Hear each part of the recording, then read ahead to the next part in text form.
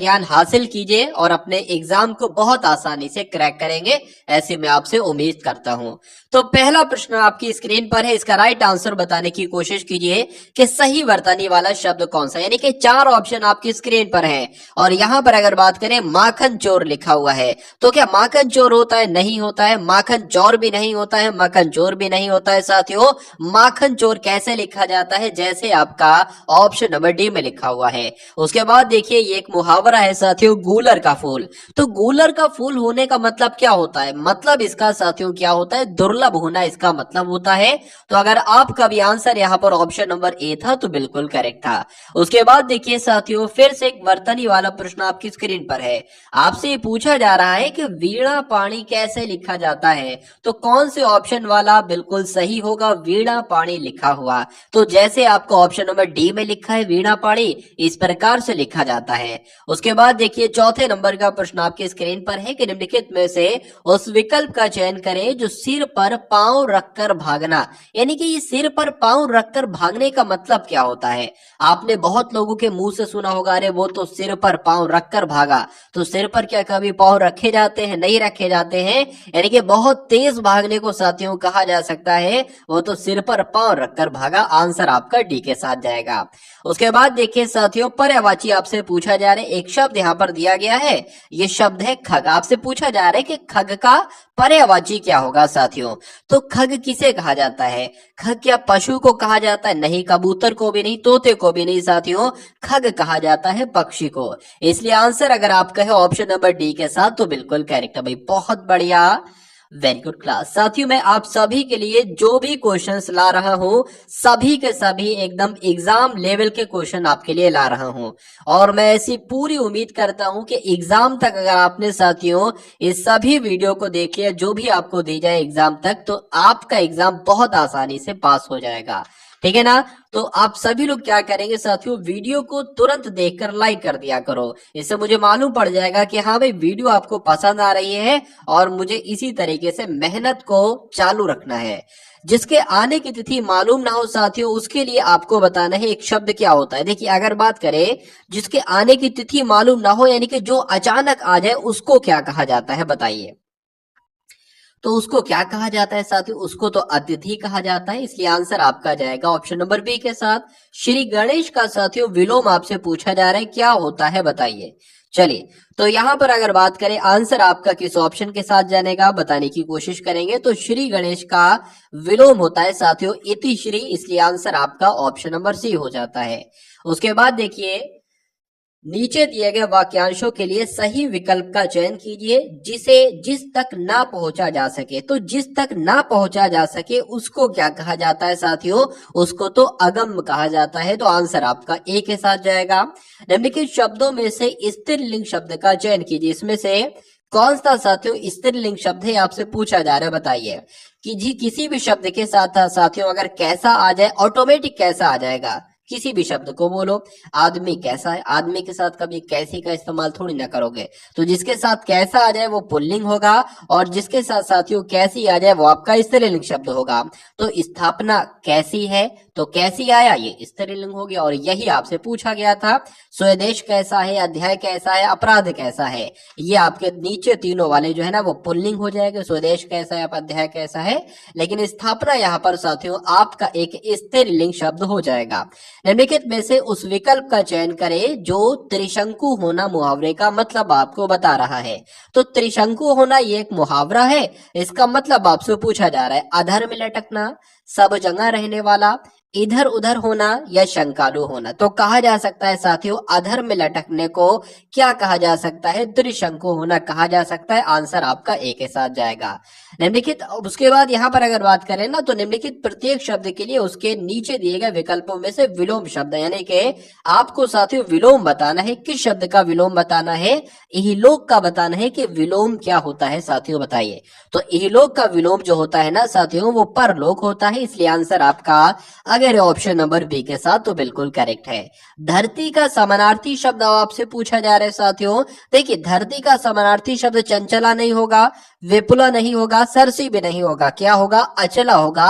ये आपको ध्यान रखना है, परीक्षा में आपसे साथियों पूछा जाएगा। उसके बाद देखिए कौन सा शब्द बहुवचन है, आपसे पूछा जा रहा है, बताइए। तो बहुवचन की अगर बात करें, माता, माता तो एक वचन है, प्राण, प्राण या प्राण आपका ये साथियों कैसा हो जाएगा? बहुवचन हो जाएगा। लड़का भी एक वचन है और किताब भी एक वचन है, तो जिनका आंसर यहाँ पर बी है बिल्कुल करेक्ट है। उसके बाद देखिए पुरस्कार का विलोम क्या होगा, ये आपसे पूछा जा रहा है साथियों, बताइए।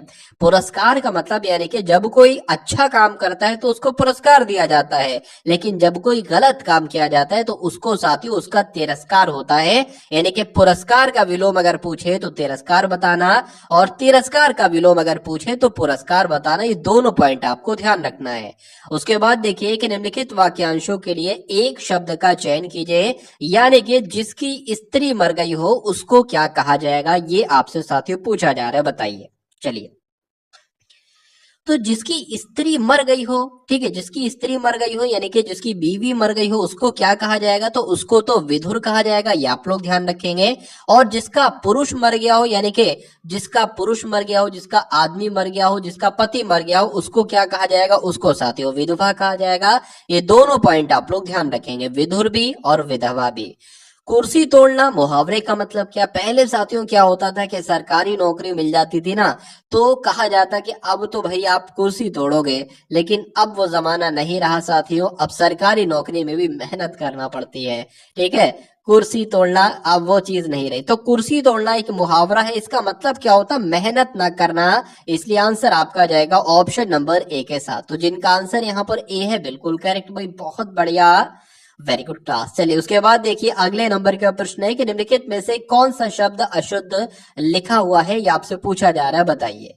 तो इसमें से कौन सा शब्द साथियों अशुद्ध लिखा हुआ है बताने की कोशिश करेंगे। अगर बात करें अनुकंपा तो बिल्कुल सही लिखा हुआ है। सन्यासी की अगर बात करें, ये सन्यासी मुझे यहाँ पर सही नहीं लग रहा है। सन्यासी साथियों इस प्रकार से लिखा जाता है, इस प्रकार से सन्यासी, ठीक है ना। वृक्षारोपण भी सही लिखा हुआ है, प्रतीक्षित भी सही लिखा हुआ है। लेकिन अगर बात करें अशुद्ध कौन सा है, तो मैं आपको बता चुका हूं साथियों, ये सन्यासी लिखा है, जो कि कोई शब्द नहीं होता है। तो आंसर आपका अगर है ऑप्शन नंबर बी के साथ तो बिल्कुल करेक्ट है। उसके बाद देखिए युद्ध करने का इच्छुक को साथियों उसको क्या कहा जा सकता है, आपसे पूछा जा रहा है। योद्धा कहेंगे या योधे कहेंगे या युयुत्सा कहेंगे साथियों, या आपका युयुत्सु कहेंगे। तो क्या कहेंगे? युयुत्सु आपको ध्यान रखना है, यानी कि युद्ध की इच्छुक को, यानी कि युद्ध करने को इच्छुक जो हो साथियों उसको युयुत्सु कहा जाता है। आंसर आपका जाएगा ऑप्शन नंबर डी के साथ। और जिनका आंसर यहाँ पर डी है तो बिल्कुल करेक्ट भाई, बहुत बढ़िया, वेरी गुड क्लास। अब उसके बाद देखिए कौवा चला हंस की चाल, ये एक लोकोक्ति है, और इस लोकोक्ति का आपको बताना है कि मतलब क्या होता है, बताइए। चलिए, बड़ों से प्रभावित होना, कौवा चला हंस की चाल, तो कोई मतलब नहीं निकल रहा है। असंभव प्रयास करना, ये भी नहीं होगा। हृदय परिवर्तन होना, ये भी नहीं होगा। अंधानुकरण करना, ये साथियों हम लोग कह सकते हैं कि कौवा चला हंस की चाल, अंधानुकरण करना। आंसर आपका डी के साथ जाएगा। उसके बाद देखिए कि इनमें से कौन सी वर्तनी सही नहीं है, ये आपसे पूछा जा रहा है साथियों, बताइए। तो इसमें से कौन सी वर्तनी अगर बात करें, देखिए सिद्धांत जैसे लिखा है ऐसे लिखा जाता है, उद्योग भी ऐसे लिखा जाता है, कर्तव्य भी ऐसे लिखा जाता है, लेकिन यहाँ पर ये क्या लिख दिया साथियों, कर्तव्य। कर्तव्य ऐसे नहीं लिखा जाता है जैसे आपको ऑप्शन नंबर बी में है ना, ऐसे लिखा जाता है। तो कुल मिला के यहाँ पर कौन से शब्द की वर्तनी सही नहीं थी, तो ऑप्शन नंबर ए वाले की वर्तनी सही नहीं थी, और यही आपका राइट आंसर हो जाता है। तो ये तो थे साथियों हिंदी के 20 प्रश्न आपने देखे, जैसे आपके एग्जाम में पूछे जाते हैं। अब उसी प्रकार आप लोग देखिए सामान्य ज्ञान के 20 प्रश्न, ये यहाँ पर 21 से लेकर 40 तक चलेंगे। उसके बाद 20 प्रश्न देखेंगे मैथ के, और 20 प्रश्न देखेंगे रीजनिंग के। और 20 प्रश्न मैथ के और रीजनिंग के ऐसे मैं आपको समझाऊंगा, इस तरीके से मैं आपको समझाऊंगा, यानी कि कोई लंबा मेथड नहीं, बहुत, यानी कि जिन टीचर्स ने मैथ को और रीजनिंग को बहुत हवा बना के रखा है साथियों, बहुत लंबे लंबे कॉन्सेप्ट आपको समझाते हैं और आप डर जाते हो, तो आज साथियों आपका वो डर भी मैं निकाल दूंगा जड़ से। चलिए, तो गायत्री मंत्र का सबसे पहले उल्लेख अगर बात करें तो किस ग्रंथ में मिलता है?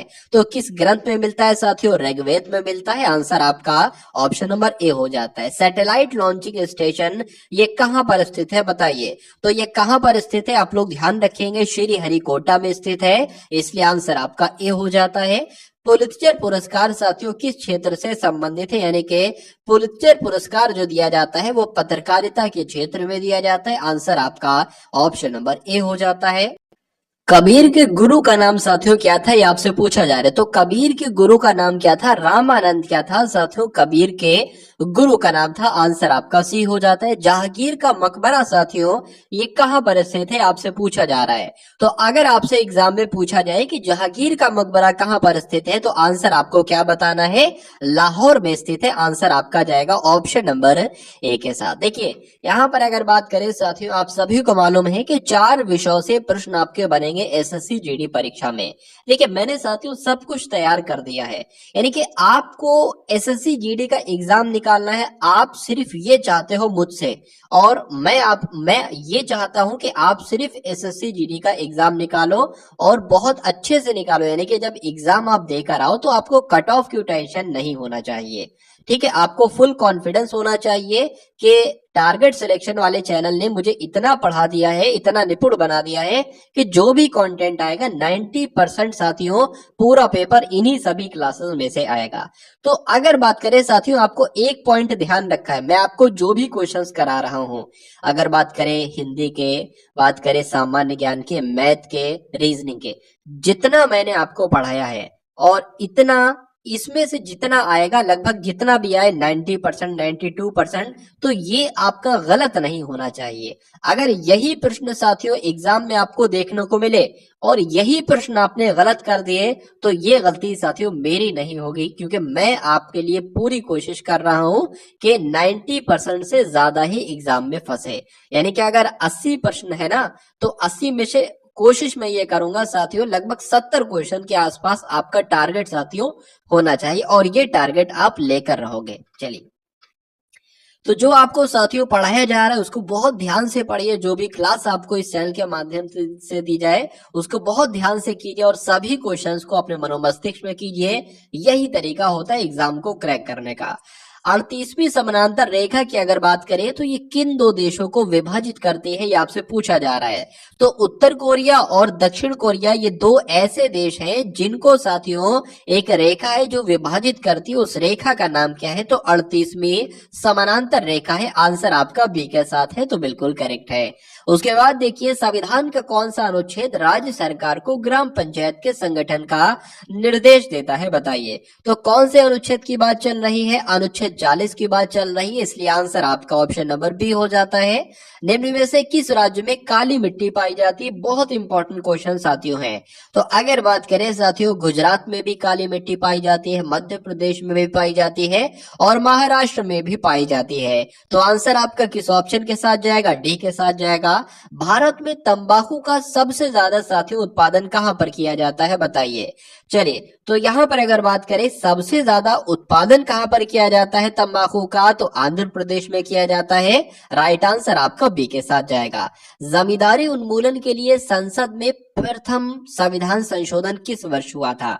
तो यहाँ पर साथियों अगर एग्जाम में आपसे पूछा जाए कि संविधान में पहला संशोधन साथियों कब हुआ था, तो 1951 में हुआ था। ये आपको ध्यान रखना है साथियों, जमींदारी उन्मूलन के लिए। आंसर जिनका यहाँ पर ए है तो बिल्कुल करेक्ट है। उसके बाद देखिए कि निम्न में से किसके उपग्रह सबसे ज्यादा हैं? तो सबसे ज्यादा साथियों किसके उपग्रह हैं साथियों? तो बृहस्पति के उपग्रह सबसे ज्यादा है। आंसर आपका सी के साथ जाएगा। उसके बाद देखिए, डीजल की गुणवत्ता किसके द्वारा साथियों व्यक्त की जाती है? एग्जाम में साथियों प्रश्न आपसे बनेगा, तो आंसर आपका किस ऑप्शन के साथ जाना चाहिए? आप लोग यहाँ पर ध्यान रखेंगे, C10 संख्या के द्वारा जो है ना वो डीजल की गुणवत्ता को साथियों व्यक्त किया जाता है। आंसर आपका ए के साथ। चलिए, भारतीय उपमहाद्वीप मूल रूप से निम्न में से किस एक विशाल भूखंड का हिस्सा है? ये आपसे साथियों पूछा जा रहा है। तो किसका हिस्सा है? गोंडवाना लैंड का है, यानी कि जो भारतीय उपमहाद्वीप है ना साथियों, ये किस भूखंड का हिस्सा है? तो गोंडवाना लैंड का हिस्सा है क्या? भारतीय उपमहाद्वीप। ये आप लोग ध्यान रखेंगे, अच्छा क्वेश्चन है और इम्पोर्टेंट क्वेश्चन भी है। आपसे पूछा जा रहा है साथियों, नाबार्ड क्या है? नाबार्ड का नाम आपने सुना होगा, 1982 में जिसकी स्थापना हुई थी। एक तरीके से साथियों ये क्या है? ये एक बैंक है, ये आपको ध्यान होना चाहिए, यानी कि मालूम होना चाहिए। आंसर आपका जाएगा ऑप्शन नंबर बी के साथ। उसके बाद देखिए साथियों, अगले नंबर का प्रश्न आपके स्क्रीन पर है कि ये सिलिकॉन वैली इनमें से किसके लिए प्रसिद्ध है, बताइए। तो सिलिकॉन वैली की अगर बात करें, नदी घाटी के लिए, कंप्यूटर सॉफ्टवेयर के लिए, पर्यावरण संरक्षण के लिए, सिलिकॉन उत्पादन के लिए, बताइए। चलिए, तो यहाँ पर आपका आंसर साथियों किस ऑप्शन के साथ जाएगा, बताने की कोशिश करेंगे आप सब लोग, बताइए। सिलिकॉन वैली साथियों किसके लिए अगर बात करें तो आप लोग ध्यान रखेंगे, सिलिकॉन वैली जो है ना वो कंप्यूटर सॉफ्टवेयर के लिए प्रसिद्ध है। आंसर आपका जाएगा ऑप्शन नंबर साथियों बी के साथ। साहित्य अकादमी ये कहां पर स्थित है? मोस्ट इंपोर्टेंट क्वेश्चन आपकी स्क्रीन पर है, तो आप लोग यहां पर ध्यान रखेंगे कि साहित्य अकादमी साथियों नई दिल्ली में स्थित है। आंसर आपका ऑप्शन नंबर ए जाएगा। साहित्य अकादमी कहां पर साथियों? नई दिल्ली में। उसके बाद देखिए, सरदार स्वर्ण सिंह समिति की अनुशंसा पर भारतीय संविधान में, यानी कि सरदार स्वर्ण सिंह समिति की सिफारिश पर संविधान में 42वें संविधान संशोधन के द्वारा किसे जोड़ा गया था? तो किसे जोड़ा गया था साथियों? मौलिक कर्तव्यों को जोड़ा गया था। आंसर आपका बी के साथ जाएगा। उसके बाद देखिए, स्वतंत्र भारत में उत्तर प्रदेश के पहले विधानसभा के अध्यक्ष कौन थे? बहुत इंपॉर्टेंट क्वेश्चन साथियों ये है। तो राजर्षि पुरुषोत्तम दास टंडन का नाम आपको मालूम होना चाहिए, यूपी के प्रथम विधानसभा के अध्यक्ष थे। उसके बाद देखिए, ग्रीन मफलर किस प्रदूषण से संबंधित है, बताइए। देखिए साथियों, अगर मैं आपको बताऊं, मैं उस पर फोकस नहीं कर रहा हूं, मैं आप अगर बात करें 100% एग्जाम मान लीजिए होता है, तो 100% की अगर बात करें 10% ऐसे क्वेश्चंस आते हैं साथियों, यानी कि 100 में से ऐसे क्वेश्चंस आते हैं जो किसी की भी समझ में नहीं आते हैं। मतलब बहुत एक तरीके के हार्ड लेवल के क्वेश्चंस होते हैं, वो जितना बच्चा पढ़ के जाता है वो उसको पढ़कर कंफ्यूज हो जाता है। तो आपको उस 10% क्वेश्चंस पर आपको ध्यान नहीं देना है, आपको देखना है कि भाई वो 90% कौन से प्रश्न आपसे पूछे जाते हैं जिनको आप कर सकते हो। आप अगर इनकी तैयारी करोगे ना तो एग्जाम कभी निकल नहीं पाएगा। यही तो सही रणनीति होती है। रणनीति क्या होती है साथियों? अब बच्चे इसको सॉल्व करने की कोशिश में लगते हैं कि भाई ये कहां से एग्जाम में क्वेश्चन आते हैं, इसको मत पढ़ो, अपने इस वाले पोर्शन को तगड़ा कर लो, और ऐसा तगड़ा कर लो कि इन 90% में से जितने भी क्वेश्चन आएंगे वह सारा करके आऊंगा। यानी कि अगर 90% क्वेश्चन आ रहे हैं ना, तो 85% तो मैं साथियों करके आऊंगा। अगर 85 भी नहीं बनते तो 80% तो करके आऊंगा हर हालत में। ठीक है, तो आप उस पर फोकस कीजिए जिस टाइप के मैक्सिमम ज्यादातर क्वेश्चंस आते हैं। चलिए, अगर आप उन 10% क्वेश्चन को, 20% क्वेश्चन को नहीं भी करते हैं तो उससे कोई फर्क नहीं पड़ता। सिलेक्शन आपका नहीं रुकेगा साथी उन क्वेश्चन से, सिलेक्शन आपका उससे रुकता है जो 80% क्वेश्चन आपको करना चाहिए, जो सिंपल टू मॉडरेट होते हैं, जो आप कर सकते हो। अगर वही आप नहीं कर पा रहे हो तो दिक्कत पड़ती है, तो फिर सिलेक्शन नहीं होता है। चलिए, तो ग्रीन मफलर साथियों किस प्रदूषण से संबंधित है, आपसे पूछा जा रहा है, तो ध्वनि प्रदूषण से संबंधित है। आंसर आपका बी के साथ जाएगा। निम्न में से कौन सी ग्रैंड स्लैम टेनिस प्रतियोगिता घास के मैदान पर खेली जाती है? तो किसकी बात चल रही साथियों? विंबलडन की बात चल रही है। आंसर आपका किस ऑप्शन के साथ जाएगा? ऑप्शन नंबर बी के साथ जाएगा। भाई बहुत बढ़िया, वेरी गुड क्लास। तो अब आपके सामने यहाँ पर रीजनिंग के कुछ इंपॉर्टेंट क्वेश्चंस आएंगे। रीजनिंग के साथियों 20 क्वेश्चन आप लोग देखेंगे, उसके बाद मैथ के यहाँ पर 20 क्वेश्चंस देखेंगे। और ये क्वेश्चन साथियों एसएससी जीडी एग्जाम के लिए बहुत इंपॉर्टेंट है, इसलिए आपको सभी के सभी सवालों को देखना है और उनके कॉन्सेप्ट को देखना है कि किस प्रकार से मैं आपको साथियों यहाँ पर समझा रहा हूँ।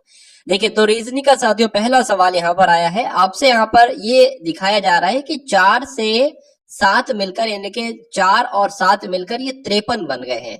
उसी प्रकार उसी रूल के अकॉर्डिंग 6 से 9 मिलकर यहाँ पर 87 बन गए हैं। तो 1 से 7 को अगर मिलाया जाए उसी रूल के अकॉर्डिंग तो यहाँ पर कौन सा नंबर बनेगा? सिंपल सी बात आपसे पूछी जा रही है। देखिए, अगर यहाँ पर हम लोग बात करें, 4 का स्क्वायर 16 हो जाएगा और 7 का स्क्वायर 49 हो जाएगा, तो 53 से बहुत ज्यादा बन जाएगा।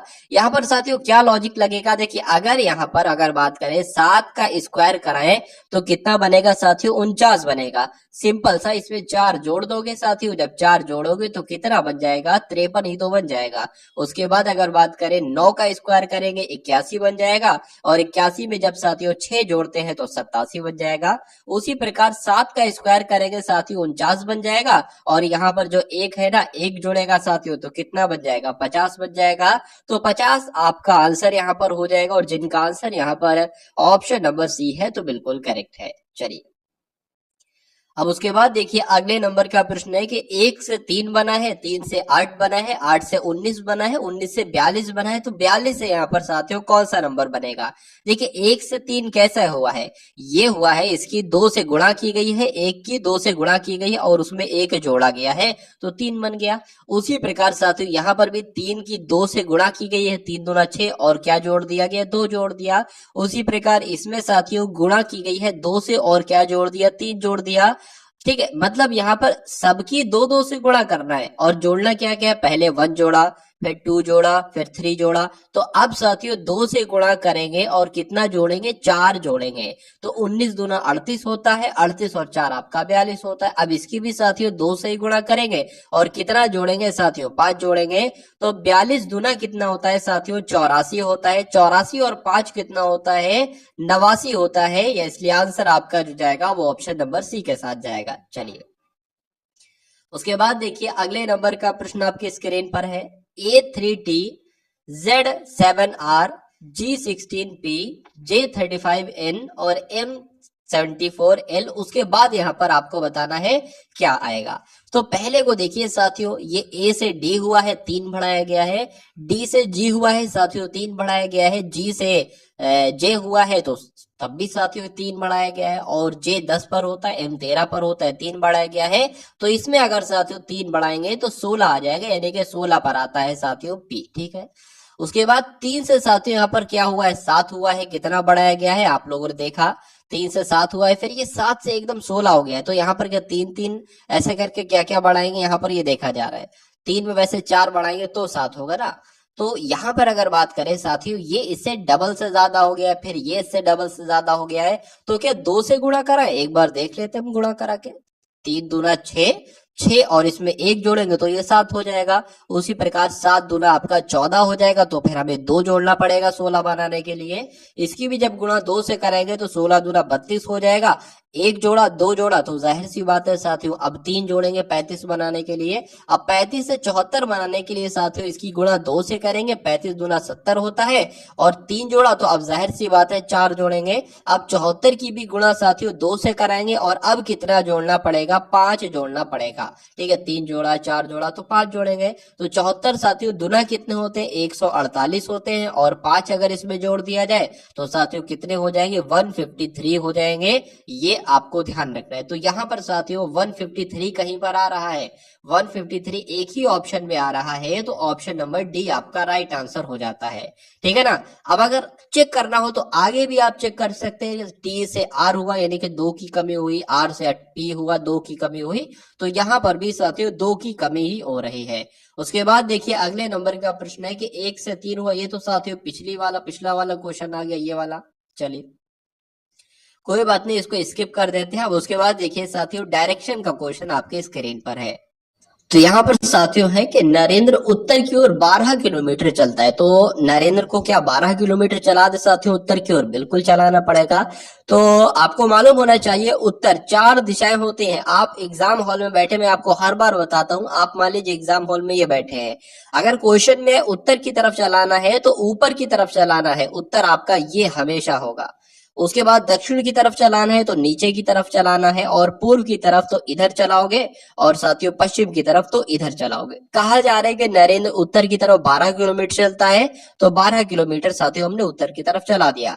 फिर पश्चिम की ओर साथियों 10 किलोमीटर चलता है, पश्चिम किधर है, इधर है ना, तो पश्चिम आपका 10 किलोमीटर मैंने यहाँ पर चला दिया। उसके बाद कहा जा रहा है कि और 12 किलोमीटर दक्षिण की तरफ चलता है, यानी कि 12 किलोमीटर चलेगा, तो यही पर साथियों आ जाएगा। उसके बाद वहां उस बिंदु से कितना दूर है जहां से उसने चलना प्रारंभ किया था। यानी कि पूछा जा रहा है यहां से कितनी दूरी है।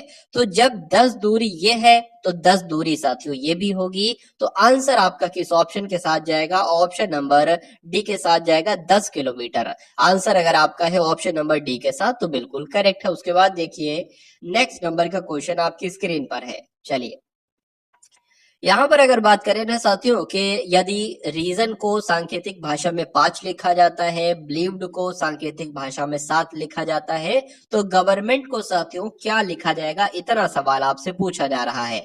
तो ऐसे कैसे बन गया साथियों? देखिए यहाँ पर लेटर तो 6 है लेकिन यहाँ पर 5 लिखा रहा है।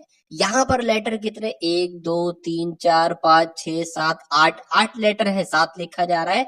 मतलब जितने लेटर होंगे उससे एक कम करके लिखा जाएगा।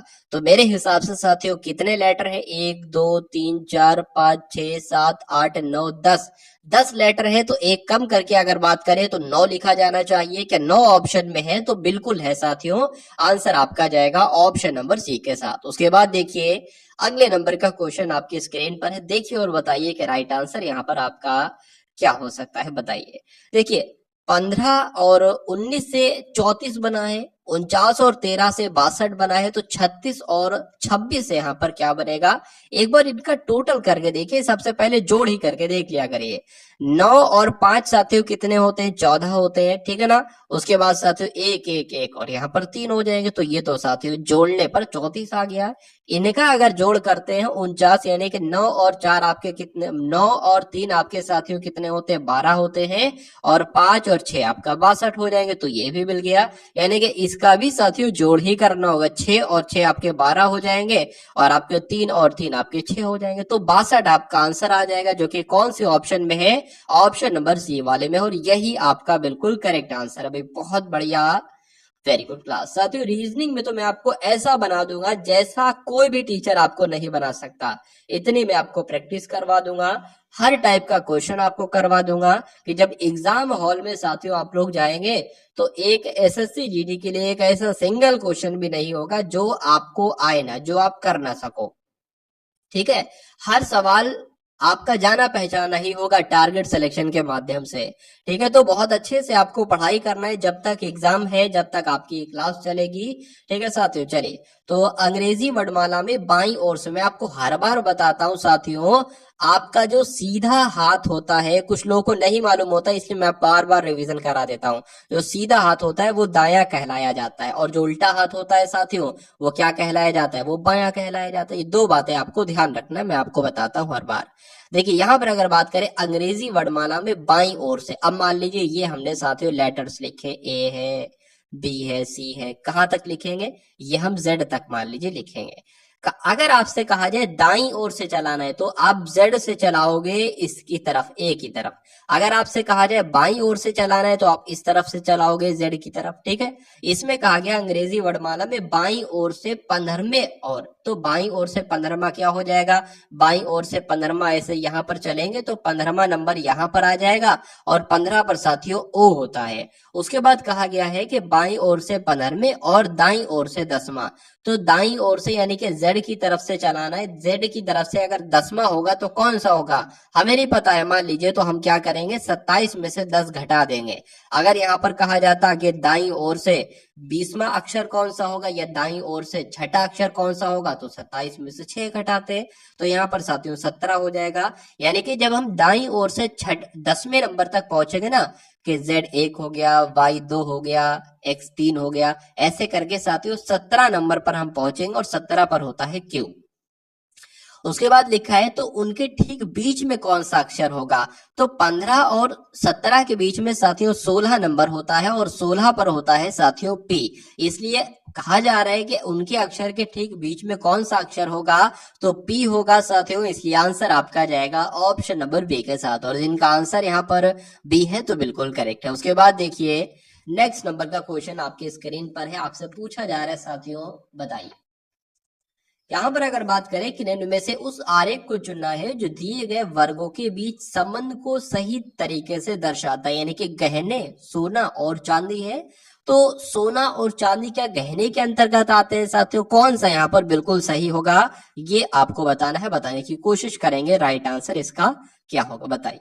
देखिए यहाँ पर अगर बात करें ना कि हर सोना चांदी गहना नहीं होता है, कुछ सोने के बिस्किट भी होते हैं। तो जो सोने के बिस्किट होते हैं वो थोड़ी ना साथियों कहलाएंगे गहना। तो अगर बात करें साथियों, मान लीजिए ये गहने हो गए, ठीक है ना, और ये जो है ना ये आपका चांदी हो गया, और इतनी चांदी गहने के अंतर्गत आ जाएगी, ठीक है। और मान लीजिए ये आपका क्या होगा, ये आपका सोना हो गया, इतना सोना आपका गहने के अंतर्गत आ जाएगा। क्या पता अब ये बिस्किट है, सोने के बिस्किट है या सोने का कुछ भी, जरूरी थोड़ी ना सब हर सोना गहना नहीं होता है, हर चांदी गहना नहीं होता है। इसलिए जो बनेगा ना साथियों आरेख, वो ये बनेगा। और ऐसा कहां पर बना हुआ है? ऑप्शन नंबर सी बना हुआ है। बहुत सारे लोग ऑप्शन नंबर डी को लगाएंगे, ऑप्शन नंबर डी जो कि साथियों गलत हो जाएगा। अब उसके बाद देखिए नेक्स्ट नंबर का क्वेश्चन आपकी स्क्रीन पर है, बताइए। चलिए देखिए बहुत ध्यान से देखेंगे साथियों। मीनू कल्पना से लंबी है लेकिन पूर्वी से नाटी है। गीता प्राची से नाटी है और प्राची उतनी लंबी नहीं है जितनी कल्पना लंबी है। यदि ये सभी ऊंचाई के क्रम में खड़ी हो तो इनमें से मध्य में कौन होगा, यानी कि बीच की आपसे पूछी जा रही है। तो जो जो कहा जा रहा है वो आप कर लो। मीनू कल्पना से लंबी है, यानी कि मीनू जो है वो कल्पना से लंबी है, तो मीनू को हम साथियों यहाँ पर रखेंगे, ठीक है। मीनू कल्पना से लंबी है तो कल्पना जाहिर सी बात है उसके नीचे आ जाएगी। उसके बाद कहा है लेकिन पूर्वी से नाटी है। मीनू के बारे में कहा जा रहा है कि मीनू जो है ना वो कल्पना से तो लंबी है लेकिन पूर्वी से नाटी है, या तो पूर्वी साथियों वो ऊंची हो जाएगी, से पूर्वी यहाँ पर आ जाएगी। उसके बाद लिखा है गीता जो है ना, गीता प्राची से नाटी है। अब गीता और प्राची नहीं पता तो भैया गीता और प्राची हम साइड बना लेते, क्या पता गीता प्राची इसके ऊपर भी जा सकती है, गीता प्राची इससे नीचे भी आ जाए, तो साइड बना लो, ज्यादा समझदारी काम रहेगा। तो क्या कहा जा रहा है साथियों, गीता जो है ना ये प्राची से नाटी है, तो प्राची ऊपर आ जाएगी, ठीक है। प्राची से नाटी, और प्राची जो है प्राची उतनी लंबी नहीं है जितनी कल्पना है। अच्छा अच्छा अच्छा, मतलब प्राची जो है उतनी लंबी नहीं है जितनी कल्पना है, मतलब कल्पना ज्यादा लंबी है। इसका मतलब कल्पना से छोटी होगी प्राची और प्राची से छोटी होगी गीता। तो ये सिस्टम साथियों आप बना है। उसके बाद लिखा है, देख लेते हैं, जितनी कल्पना लंबी नहीं है, ठीक है। उसके बाद लिखा है यदि वे सभी ऊंचाई के क्रम में खड़ी हो, बिल्कुल ऊंचाई के क्रम में ही तो खड़ी है कि सबसे छोटी गीता है, फिर प्राची है, फिर कल्पना है, फिर बीनू है, फिर पूर्वी है। उसके बाद कहा है कि तो इनके मध्य में कौन सा होगा, तो मध्य में तो देखिए साथी यही होगा, दो इधर हो गई, दो इधर हो गई, मध्य में कौन रहा, बीच में कौन रहा, कल्पना ही तो रही। इसलिए सही जवाब आपका क्या होगा, ऑप्शन नंबर सी यानी कि कल्पना के साथ जाएगा। अब उसके बाद देखिए अगले नंबर का प्रश्न है कि रविशंकर जिस प्रकार से सितार से संबंधित है, यानी कि ये तो सितार वादक है, उसी प्रकार बिस्मिल्ला शाह की अगर बात करें, बिस्मिल्ला खान की बात करें, तो ये तो साथियों शहनाई से संबंधित है। इसलिए आंसर आपका अगर है ऑप्शन नंबर सी तो बिल्कुल करेक्ट है। उसके बाद देखिए 112 का संबंध साथियों जो है ना यहाँ पर जताया जा रहा है 448 से, तो 221 का संबंध साथियों किससे हो जाएगा, ये आपसे यहाँ पर पूछा जा रहा है। देखिए सिंपल सी बात है, 112 देखिए ये एक का 2, एक का 4 हो गया, ठीक है, एक का 4 हो गया, 2 का 8 हो गया, मतलब कि गुणा 4 से कराई जा रही है। जब गुणा 4 से कराओगे, 4 दूना 8, 4 एकम 4, 4 एकम 4, तो ये बनेगा। तो इसकी भी साथियों 4 से ही गुणा कराएंगे तो क्या आ जाएगा, 4 एकम 4, 4 दूना 8, 4 दूना 8, यानी कि 884 आ जाएगा, जो कि आपका ऑप्शन नंबर सी में है। उसके बाद देखिए साथियों नेक्स्ट नंबर का क्वेश्चन आपकी स्क्रीन पर है। यहाँ पर आपको दिखाया जा रहा है कि यदि किसी सांकेतिक भाषा में बैड को क्या लिखा जाता है साथियों, बैड को YZW लिखा जाता है, और SAME को क्या लिखा जाता है, HZNV लिखा जाता है, तो LOVE को क्या लिखा जाएगा। मैं आपको साथियों यहाँ पर देखिए सिंपल सी बात है, ए को यहाँ पर Z लिखा गया है, यानी कि ए का अपोजिट लेटर क्या होता है, Z होता है। बी का अपोजिट लेटर क्या होता है, Y होता है। इसी से आप समझ जाओगे ये अपोजिट लेटर वाला है। वैसे तो आप सभी के अपोजिट लेटर याद कर लीजिए कि ए का Z होता है, बी का Y होता है, सी का उसके बाद साथियों X होता है, ये सभी आपको मालूम होना चाहिए। लेकिन अगर कोई नहीं आपको आ रहा है तो सिंपल सी बात है, जैसे कि अगर मैं आपसे कहूं कि डी का अपोजिट लेटर क्या होता है तो आप नहीं मालूम है, लेकिन डी का आपको वो तो मालूम है कि डी कौन से नंबर पर आता है, 4 पर आता है, तो उसको आप 27 में से घटा दो। जब आप 27 में से इसको साथियों घटा दोगे तो आपको मिल जाएगा अपोजिट लेटर। तो साथियों 7 में से 4 जाएगा, 3 बचेगा, और यहाँ पर तो यानी कि 23 नंबर पर साथियों क्या होता है, डब्लू होता है, तो डी का अपोजिट लेटर साथियों डब्लू हो जाएगा। ठीक है, तो साथियों ये सिस्टम होता है। तो यहां पर अगर बात करें बी का सबका अपोजिट लेटर है, देख लीजिए एक बार। ठीक है, एल के अपोजिट लेटर की अगर साथियों बात करेंगे तो यहाँ पर क्या आना चाहिए, एल का अपोजिट लेटर। तो एल का अपोजिट लेटर साथियों ओ होता है, और एल का ओ होता है, ओ का साथियों एल होता है, और साथियों वी का ई होता है, और ई का साथियों वी होता है। तो ओ एल ई वी कहां पर लिखा हुआ है, ये तो ऑप्शन नंबर डी में लिखा हुआ है। तो यही आपका बिल्कुल करेक्ट आंसर हो जाता भाई, बहुत बढ़िया, वेरी गुड क्लास। निम्नलिखित अक्षरों का कौन सा समूह रिक्त स्थानों पर क्रमवार रखने से दी गई अक्षर श्रृंखला को पूरा करेगा। यानी कि ये जो खाली जगह साथियों है ना, इसमें आपको बताने कौन से लेटर आएंगे ऑप्शन में से। तो इस सवाल को जब भी आप करने बैठो तो सबसे पहला आप काम क्या करो, सबसे पहले लेटर देखो कितने हैं, 1 2 3 4 5 6 7 8 9, यानी कि देखिए 9 कुल मिला के लेटर है। तो 9 लेटर कैसे बढ़ सकते हैं, 3 3 3 के पेयर में ही बढ़ सकते हैं।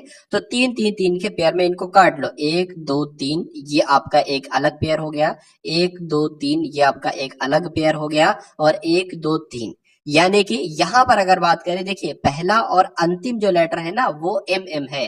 तो यहां पर तो एम आ गया, यहां पर साथियों एम आएगा। अब पहला और अंतिम लेटर एम एम है, तो यहां पर भी एम आएगा और यहां पर भी एम आएगा, यानी कि एम ए एम ऐसे बनेगा, एम ए एम ये भी बन गया, तो एम ए एम ये भी, यानी कि यहाँ पर भी ए आएगा। तो कौन कौन से मैंने लेटर लिखे हैं, मैंने ए और एम एम एम लिखा है, तो ए एम एम एम। और ऐसा कहां पर लिखा हुआ है साथियों, ऐसा तो ऑप्शन नंबर डी में लिखा हुआ, इसलिए राइट आंसर आपका जो होगा वो ऑप्शन नंबर डी के साथ जाएगा, और जिनका आंसर यहाँ पर डी है तो बिल्कुल करेक्ट है। चलिए उसके बाद देखिए साथियों के निम्नलिखित विकल्पों में से विषम अक्षर आपको बताना है, यानी इसमें से सबसे विषम कौन सा है। तो इसमें से सबसे विषम निकालने के लिए साथियों इसकी लेटर पोजीशन हमें लिखना होगी। एन होता है साथियों 14 पर, पी होता है 16 पर, और आर होता है 18 पर। उसके बाद साथियों डी होता है 4 पर, सी होता है 3 पर, और बी होता है 2 पर। आर होता है 18 पर, क्यू 17 पर, और पी 16 पर होता है। उसी प्रकार एच 8 पर, जी 7 पर, एफ 6 पर होता है।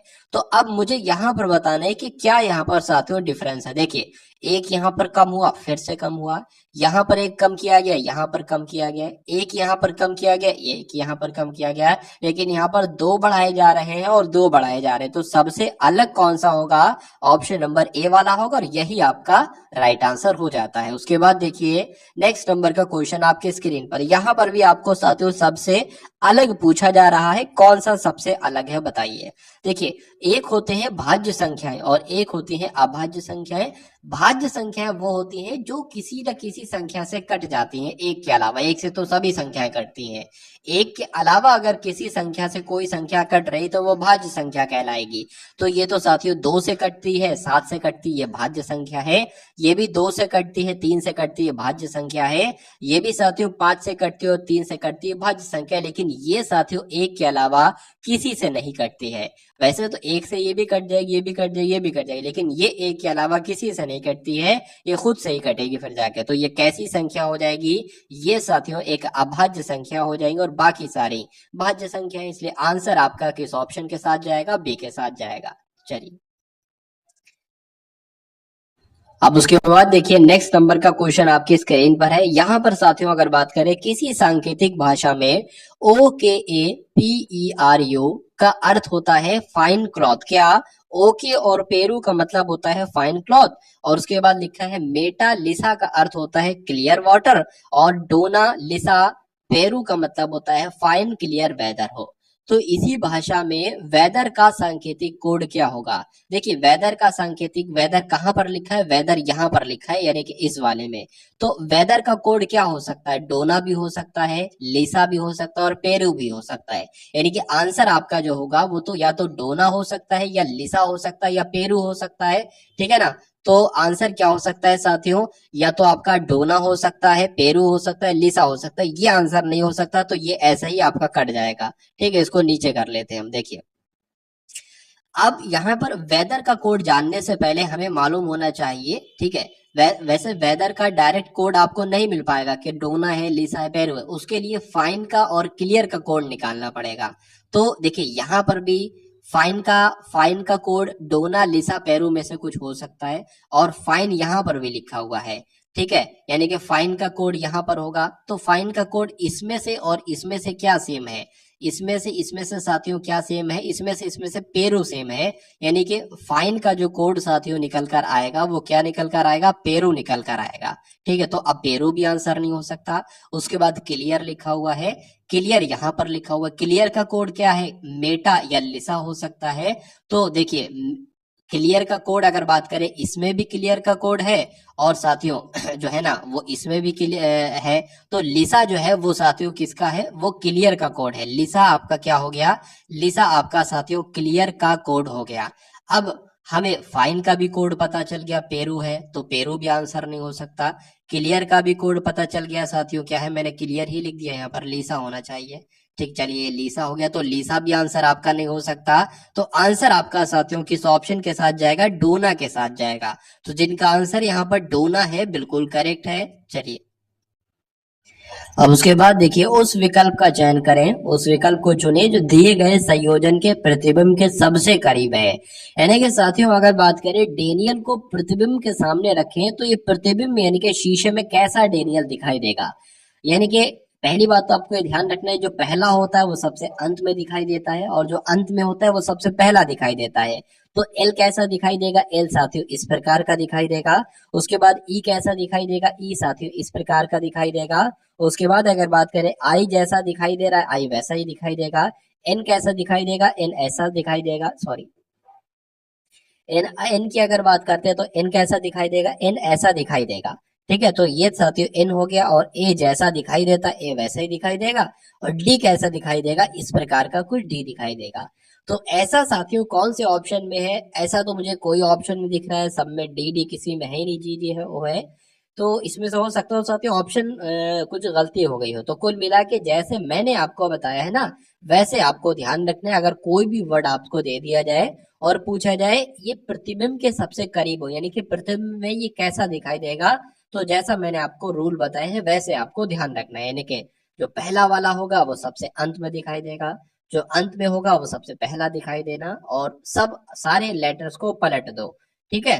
लेकिन कुछ लेटर ऐसे होते हैं जिनको पलटने पर भी साथियों वो सेम ही दिखाई देते हैं। उसके बाद देखिए इस श्रृंखला में गलत संख्या का साथियों आपको बताना है कौन सी गलत संख्या है। यानी कि 30 है, उसके बाद 27 है, मतलब 3 कम की गई है। उसके बाद 27 से 36 हो गई, यानी कि 9 बढ़ा दी गई है। 36 से एकदम साथियों 45 हो गई है, यानी कि 9 बढ़ा दी गई है। और 45 से साथियों 72 हो गई, यहाँ पर तो बहुत ही बढ़ा दी गई है, ठीक है। तो यहाँ पर साथियों अगर बात देखिए एक चीज यहाँ पर निकल कर आ रही है, 7 और 2 कितना होता है, 9 होता है। 4 और 5 कितना होता है, 9 होता है। 3 और 6 कितना होता है, 9 होता है। 7 और 2 कितना होता है, 9 होता है। लेकिन 3 और 0 साथियों 3 होता है। तो श्रृंखला में गलत संख्या कौन सी है, तो मेरे हिसाब से तो साथियों 30 जो है ना ये संख्या गलत है, इसलिए यही आपका आंसर हो जाएगा। और 30 कौन से ऑप्शन में है, तो 30 साथियों ऑप्शन नंबर ए में है साथियों, यही आपका राइट आंसर है। उसके बाद देखिए नीचे एक ही पासे के 4 प्रारूपों को दर्शाया गया है। इस पासे के 2 बिंदुओं वाले फलक के सामने विपरीत फलक पर कितने बिंदु होंगे, यानी कि जहां पर 2 लिखा है ना उसका विपरीत फलक पर कितने बिंदु होंगे। सिंपल सा प्रश्न आपसे ये साथियों पूछा जा रहा है, बताइए। चलिए देखिए सॉरी, एक तो 2 की अगर बात करें तो 2 यहां पर लिखा हुआ है, तो जाहिर सी बात है साथियों 2 का विपरीत फलक 3 भी नहीं हो सकता है और 5 भी नहीं हो सकता है, तो 5 भी आंसर नहीं हो सकता है। अगर 3 ऑप्शन में होता तो वो भी कट कर देते।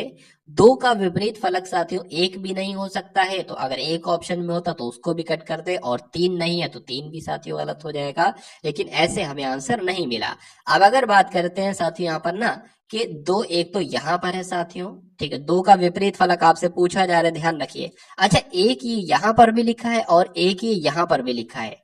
कभी ऐसी कंडीशन आ जाए साथियों कि कोई नंबर एक सेम फलक पर लिखा हो, यानी कि एक यहाँ पर भी, एक बिंदु यहाँ पर भी है, एक बिंदु यहाँ पर भी है, यानी कि कहा जा सकता है कि 3 का अगर विपरीत आपसे पूछता तो 4 हो जाता, 2 का अगर विपरीत आपसे पूछे तो 6 हो जाएगा, और 2 का ही तो विपरीत पूछा है, तो 2 का विपरीत साथियों क्या हो जाएगा, 6 हो जाएगा। आंसर आपका जाएगा ऑप्शन नंबर डी के साथ। चलिए उसके बाद देखिए नेक्स्ट नंबर का क्वेश्चन आपकी स्क्रीन पर है, यानी कि अब आपके सामने साथियों 20 प्रश्न तो हो चुके रीजनिंग के, अब 20 क्वेश्चन हम लोग देखेंगे मैथ के साथियों, टॉप लेवल के एकदम सभी के सभी क्वेश्चंस हैं और बहुत ध्यान से आप लोग देखिएगा। चलिए, किसी कार्यालय के 20 कर्मचारियों का औसत वेतन कितना है? 1900 है। यदि मैनेजर का वेतन भी इसमें शामिल कर लिया जाए तो औसत वेतन बढ़कर के 2000 रुपए हो जाता है। मैनेजर का वेतन बताइए। अगर ये प्रश्न साथियों आपके एग्जाम में आ जाता है तो कैसे आप इसको सॉल्व करेंगे? देखिए, किसी कार्यालय के 20 कर्मचारियों का औसत वेतन कितना है, यानी कि 20 कर्मचारियों का साथियों औसत वेतन कितना है? 1900 है।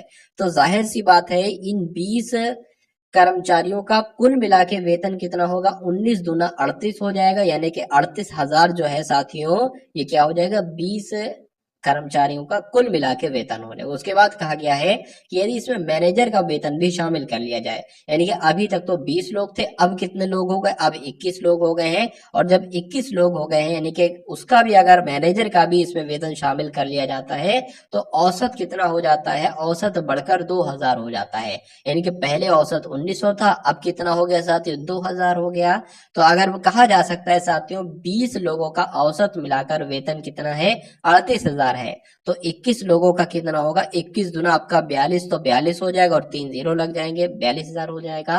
तो 38,000 अभी इसमें मैनेजर का वेतन शामिल नहीं है, इसमें मैनेजर का वेतन शामिल कर दिया गया है। तो ये कितना साथियों ऊपर है? कितना एक्स्ट्रा है? 38, यानी कि 4000 ये साथियों ऊपर है। तो कहा जा सकता है 4000 साथियों क्या होगा? यही मैनेजर का वेतन होगा। आंसर आपका जाएगा ऑप्शन नंबर डी, यानी कि 4000 के साथ। चलिए, अब उसके बाद देखिए अगले नंबर का प्रश्न आपकी स्क्रीन पर है। आपसे पूछा जा रहा है कि दो संख्याओं का अनुपात कितना है? 4:3 है, 3:4 है और उनका महत्तम समापवर्तक 15 है। तो संख्याओं का योग क्या होगा? या आपसे पूछे संख्याएं क्या क्या होंगी? दो सवाल बन सकते हैं।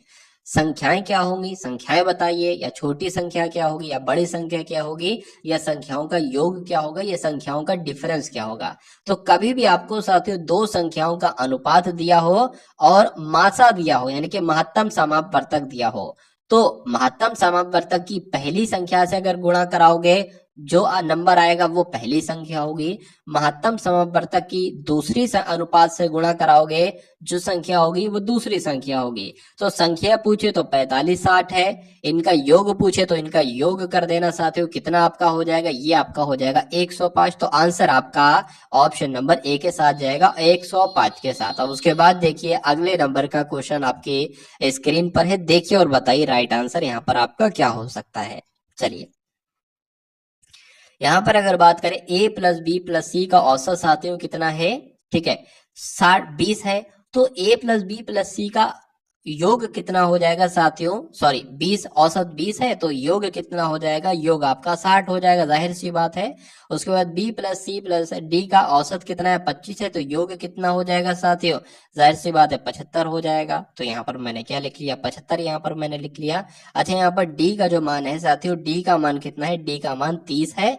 तो a का मान आपसे पूछा जा रहा है कितना होगा? a का मान पूछा जा रहा है कितना होगा? तो d का मान इसमें साथियों 30 है। अब जब इसमें हम अगर अगर मान लीजिए हम इसमें से क्या निकालते हैं? हम इसमें से साथियों d जो है ना, d 30 है। तो जब साथियों 75 में से d का मान यानी कि 30 माइनस कर देंगे तो वो कितना बचेगा? वो b प्लस सी का ही तो बचेगा। तो 75 में से 30 जरा माइनस कीजिए, क्या बचेगा? 5 बच जाएगा और ये साथ यहाँ पर 4 बच जाएगा।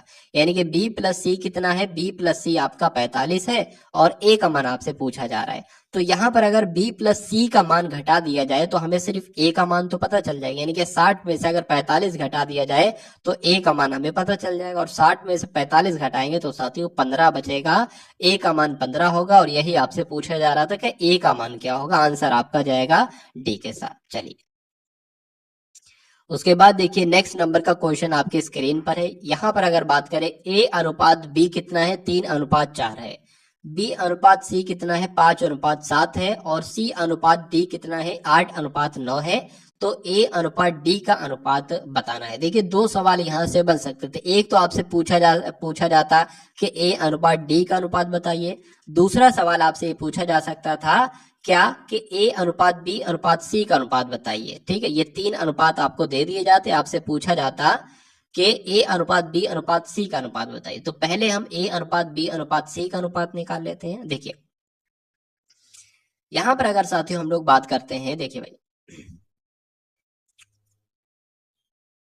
ठीक है ना। तो सबसे पहले जब हम ए अनुपात बी अनुपात सी निकालेंगे कैसे, ये सबसे पहले आपको मालूम होना चाहिए। हम सबसे पहले निकलेंगे साथियों ए अनुपात बी का मान कितना है, 3:4 है। बी अनुपात सी का अनुपात कितना है साथियों, 5:7 है। तो हम इसको कैसे गुणा कराएंगे, 3 की गुणा कराएंगे 5 से, 5 की गुणा कराएंगे 4 से, 4 की गुणा कराएंगे 7 से। यानी कि जो गुणा कराने पर साथियों निकलेगा वही तो ए अनुपात बी अनुपात सी होगा। यानी कि अब 3 की 5 से गुणा कराएंगे तो ए का मान निकलेगा 3×5 = 15। 5 की 4 से गुणा कराएंगे 5×4 = 20, ये मान निकलेगा बी का। और 4 की गुणा 7 से कराएंगे तो ये मान निकलेगा साथियों सी का। तो यही तो ए अनुपात बी अनुपात सी है। बस इसको एक बार कट कर लो अगर कट हो पा रहा है, लेकिन ये कट हो नहीं पाएगा। तो यही आपका क्या हो जाएगा, ए अनुपात बी अनुपात सी। ठीक है, अगर आपसे पूछा जाता कि ए अनुपात सी का अनुपात कितना है तो आप बता देते कितना है, 15:28 है। लेकिन यहाँ पर डी ए अनुपात डी का अनुपात पूछा गया है। अब ए अनुपात डी, देखिए ए अनुपात डी का अनुपात निकालने से पहले हमें क्या मालूम करना होगा, ए अनुपात बी अनुपात सी अनुपात डी। चारों निकल जाएंगे तो हम ए का भी बता देंगे डी का भी बता देंगे, सिंपल। तो पहले सबसे चारों ही निकालना पड़ेंगे, हमारी मजबूरी है। तो ए अनुपात बी अनुपात सी का अनुपात निकालने के बाद हमें क्या करना होगा साथियों, हमें करना होगा सी अनुपात डी का अनुपात रखना होगा यहाँ पर। तो ये हो गया, ये हो गया। ठीक है, अब ए अनुपात बी अनुपात सी अनुपात डी का अनुपात निकालने के लिए हमें क्या करना होगा, 15 की गुणा 8 से, 20 की गुणा 8 से, 28 की गुणा 8 से, फिर 28 की गुणा 9 से। तो ऐसे निकल जाएगा। तो 15 की गुणा 8 से करते हैं साथियों, 15×8 कितना होता है, 120 होते हैं। 20 की गुणा 8 से करते हैं 160 हो जाएंगे। 28 की गुणा 8 से करेंगे तो 8×8 आपके कितने हो जाएंगे, 8×8 आपके साथियों 64 हो जाएंगे। और 8×2 16 और 6 आपका कितना हो जाएगा, 22 हो जाएगा। ठीक है, अब 28 की गुणा 9 से भी कराना है तो कितना हो जाएगा, अगर बात करें 9×8 आपके हो जाएंगे। ठीक, एक सेकंड, 9×8 आपके कितने हो जाएंगे, मैं करा लेता हूँ सही तरीके से। यहाँ पर ये मैंने खींच दी लाइन, और ये 9×8 आपके 72 हो जाएंगे और 7 बच जाएगा। ठीक है, 9×2 18 हो जाएगा। 18 और 7 साथियों कितना होता है, 25 होता है। यानी कि ये आ जाएगा। ये ए अनुपात बी अनुपात सी अनुपात डी तो आया है, लेकिन हमें ए अनुपात डी हम निकाल लेते हैं। ए अनुपात डी, ए कितना है 120 है, और साथियों डी कितना है 252 है, 252। इसका बस क्या, इसको वो कर लो साथियों, कट कर लो। यहाँ पर 60 आ जाएगा, ये आपका कितना आ जाएगा, 2 एकम 2, ये आपका 26 आ जाएगा। फिर से कट करोगे 60 को 2 से तो 30 आ जाएगा, ये आपका कितना आ जाएगा साथियों, इतना आ जाएगा। 3 से कट कर लो, 3 एकम 3 आ जाएगा, 3 दूना इतना आ जाएगा, 10×21 आ जाएगा। 10×21 साथियों ऑप्शन में है तो बिल्कुल है, आंसर आपका जाएगा ऑप्शन नंबर डी के साथ। ठीक है ना। तो बहुत साथियों आसान तरीके से मैंने आपको समझाया, इसलिए समय ज्यादा लगा है, लेकिन मैं यहाँ पर अगर करता तो 40 सेकंड से ज्यादा का टाइम नहीं लगता, 40-45 सेकंड से ज्यादा का टाइम नहीं लगता। राहुल 12 किलोमीटर की चाल से 12 किलोमीटर घंटा की चाल से कार्यालय जाता है और 10 किलोमीटर की घंटा की चाल से वापस आ जाता है। यानी कि एक साथियों दूरी है, वो दूरी कितने भी किलोमीटर हो सकती है। अगर राहुल साथियों यहाँ से इधर को जाता है अपने कार्यालय तो 12 किलोमीटर प्रति घंटा की चाल से जाता है, यानी कि 1 घंटे में 12 किलोमीटर की दूरी तय करता है, ऐसे जाता है। और जब वापस आता है तो 10 किलोमीटर के प्रति घंटा की चाल से आता है। तो उसकी औसत चाल साथियों क्या होगी, ये आपसे पूछी जा रही है। देखिए औसत चाल का सूत्र होता है, जब भी आपसे औसत चाल पूछी जाए तो आपको ध्यान रखना है 2xy बटे x प्लस वाई। ये x क्या होगा साथियों, पहली चाल होगी, y क्या होगा, दूसरी चाल होगी। तो सिंपल सा साथियों आप लोग पुट कर देंगे 2, पहली चाल क्या है, यानी कि x का मान क्या है साथियों 12, और अगर बात करते हैं साथियों y क्या है, दूसरी चाल है तो 10 है। बटे में साथियों क्या हो जाएगा, 12 प्लस 10 हो जाएगा, 12 प्लस 10 हो जाएगा। अब अगर बात करें साथियों 12 दूना 24, 24 दाम कितने हो जाएंगे साथियों, 240 हो जाएंगे। नीचे आपका साथियों 120 आ जाएगा, 120 नहीं बल्कि 12 और 10 आपका 22 आ जाएगा। इसको अगर कट करेंगे साथियों 2 से कट करेंगे तो यहाँ पर ये आ जाएगा, यानी कि 120 बटे 11 यहाँ पर आया है। अब इसको कट करेंगे 11 एकम 11 हो जाएगा। ठीक है, एक चला जाएगा 10 हो जाएगा। तो यहाँ पर अगर बात करें साथियों पॉइंट लगा देंगे, अब 2 नंबर एक साथ काटेंगे तो यहाँ पर अब ऐसे करके लगेगा। ठीक है ना, तो कितना बचा साथियों, 10 था ये, यहाँ पर भी 0 लग जाएगा। तो 11 नीम कितने हो जाएंगे साथियों, 99 हो जाएंगे। यानी कि 10.9 किलोमीटर प्रति घंटा की चाल उसकी औसत चाल साथियों कहलाएगी। इसलिए आंसर आपका अगर है ऑप्शन नंबर सी के साथ तो बिल्कुल करेक्ट हो जाता है। उसके बाद देखिए कि 300 पर 8% की दर से कितने वर्षों में उतना ब्याज मिलेगा जितना 1600 पर 1.5% की दर से 3 वर्षों में मिलता है। ये आपसे साथियों पूछा जा रहा है। चलिए यहाँ पर साथियों 8 सही 1/2 है। क्या है, 8 सही 1/2% की दर से 3 वर्षों में। ये कुछ नहीं, साधारण, आपने साथियों एसआई बराबर सुना होगा PRT/100, यानी कि साधारण ब्याज बराबर मूलधन गुणा दर गुणा समय बटे 100। तो यहाँ पर साथियों मूलधन दे रखा है, दर दे रखी है, लेकिन आपसे समय एक तरीके से पूछा जा रहा है।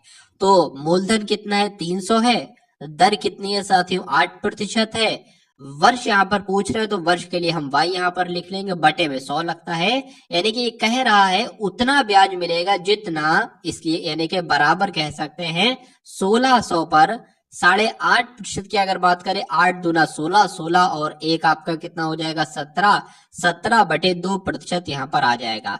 तो 17 बटे यहाँ पर क्या आ जाएगा साथियों, 2 आ जाएगा। गुणा में क्या होगा, अगर बात करें 3 वर्ष की बात की गई तो 3 वर्ष लिख लेंगे, गुणा में साथियों यहाँ पर बटे में 100 लग जाएगा। ठीक है, तो इन 2 जीरो से साथियों ये 2 जीरो कट जाएंगे। इस 2 से अगर बात करें ये यहाँ पर 8 आ जाएगा। ठीक है ना, इतना आपको समझ में आ गया होगा। अब यहाँ पर क्या है साथियों, 8 गुणा 17 गुणा 3 यहाँ पर है, और इधर को क्या है, इन 2 जीरो से साथियों ये 2 जीरो कट जाएंगे आपके, और 8 3 आपका कितना हो जाएगा, 24 हो जाएगा। ठीक है, 8 3 आपका 24 हो जाएगा और 24 y हो जाएगा। अब अगर बात करें ये 24 साथियों इसके बटे में आ जाएगा, तो 24 यहाँ आ जाएगा, यहाँ से 24 हट जाएगा।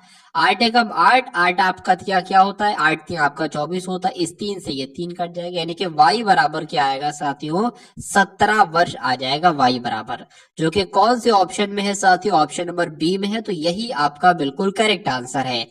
अब उसके बाद देखिए, कोई धनराशि 10% चक्रवृद्धि वार्षिक दर से 3 वर्षों में 6555 हो जाती है, वो धनराशि क्या है, वो मूलधन आपसे एक तरीके से पूछा जा रहा है। देखिए अगर आर यहाँ पर साथियों कितना दे रखा है, 10% दे रखा है, और टी की अगर बात करें यानी कि समय कितना दे रखा है, 3 वर्ष का दे रखा है, और ए कितना दे रखा है, 6655 यहाँ पर दे रखा है। तो आपसे पी की वैल्यू पूछी जा रही है, यानी कि मूलधन कितना है।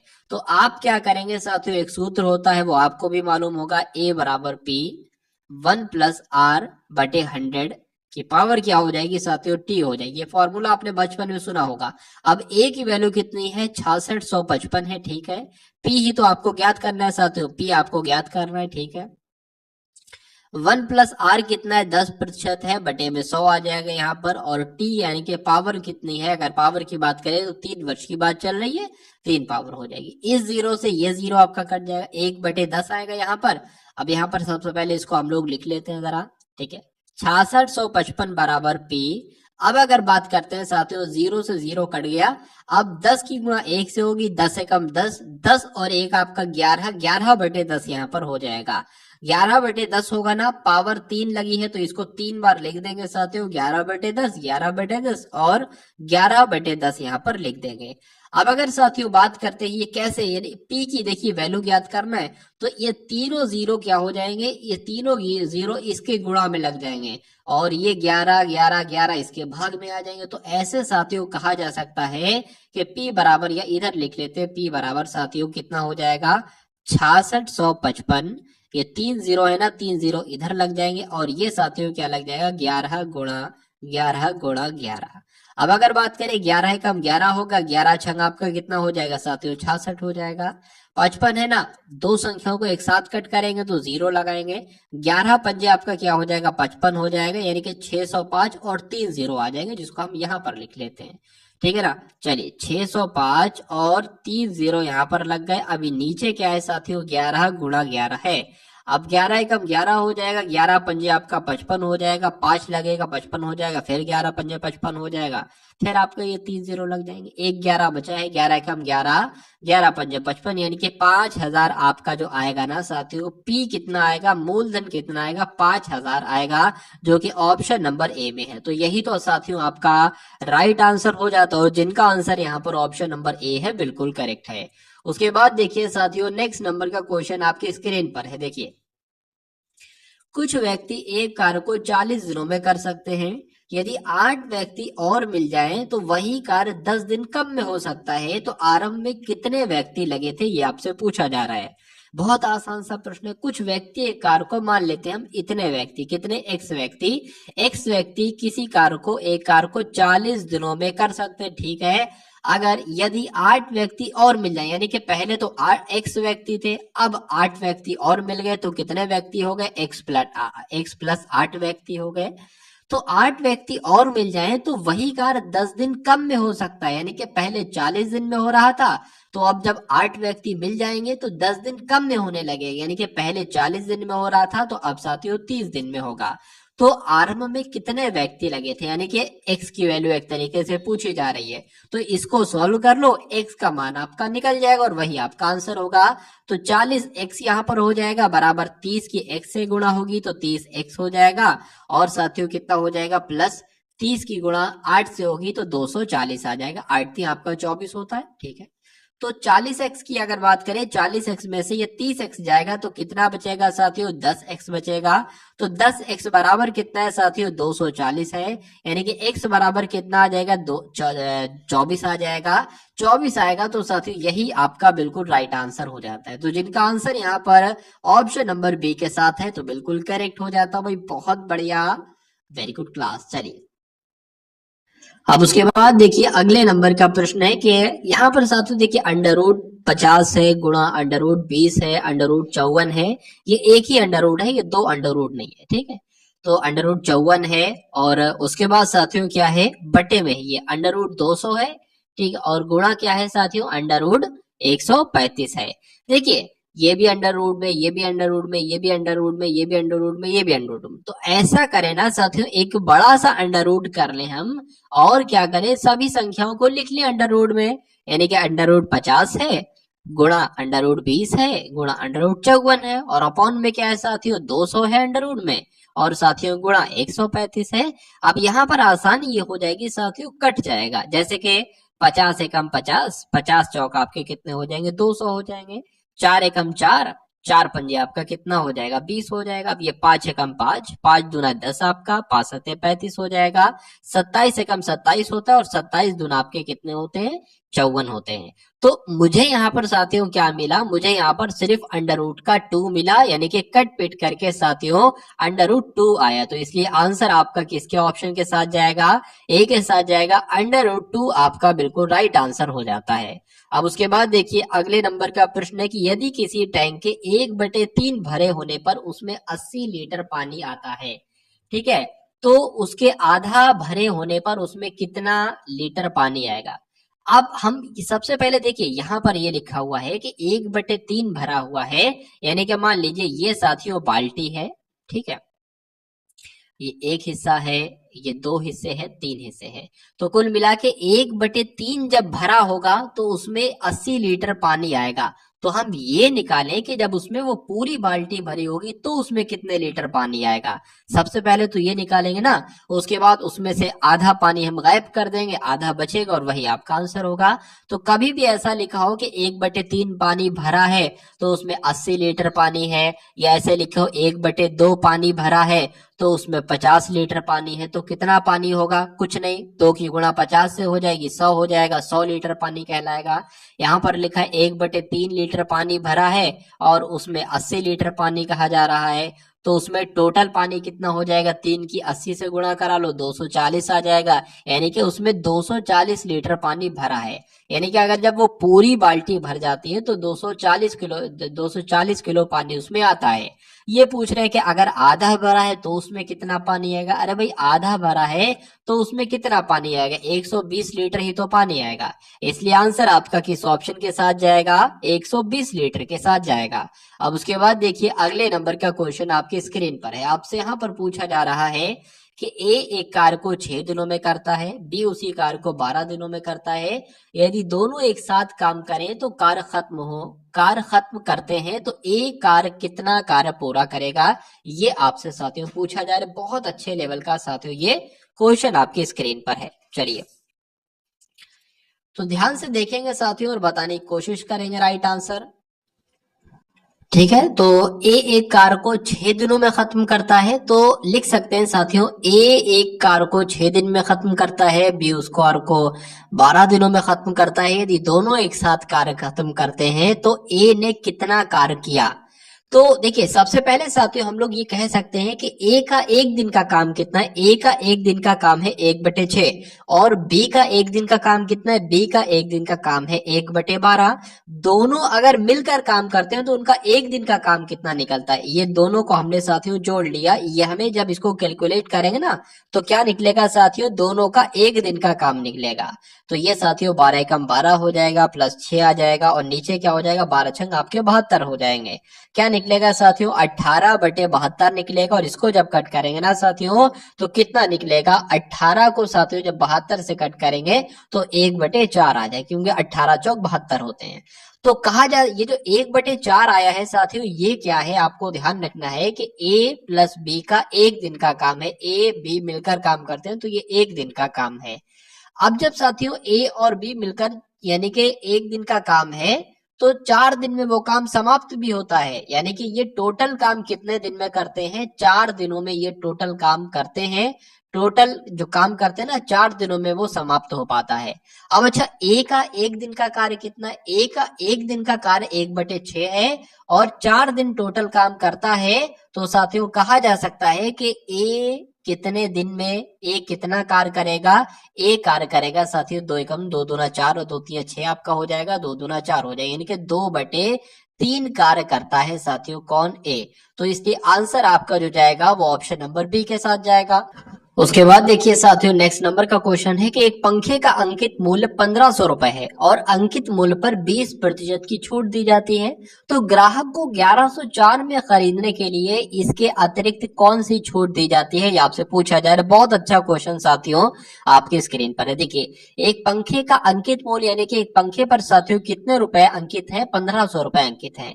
अंकित मूल्य पर यानी कि 1500 पर अगर 20% की छूट दी जाती है तो 15% पर साथियों जब 20% की छूट दी जाती है तो ये हमें 80% में पड़ेगा। यानी कि जब इसको साथियों कैलकुलेट कराओगे ना साथियों तो ये 0 से ये 0 कट जाएगा, 15 8 120 हो जाएगा, यानी कि 1200 में पड़ता है। जब 20% की छूट दी जाती है तो ये 1200 में पड़ता है।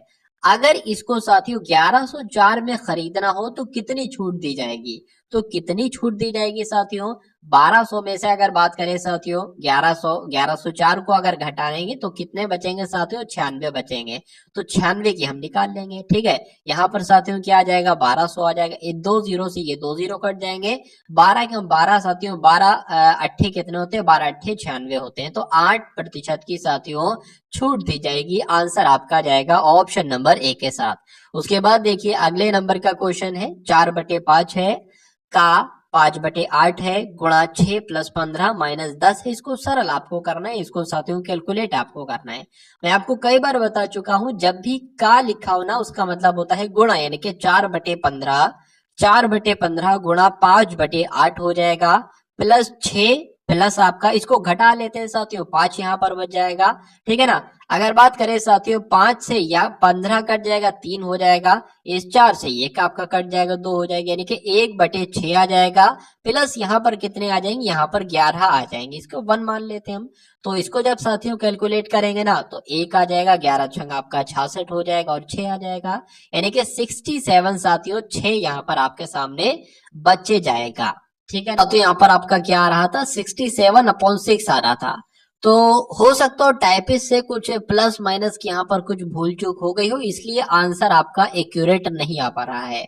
खैर कोई नहीं, जो तरीका था वो तरीका मैंने आपको बताया, इन बातों को आपको ध्यान रखना है, सही आंसर तक आप पहुंच जाओगे। उसमें प्लस माइनस की हो सकता हो कुछ मिस्टेक हो।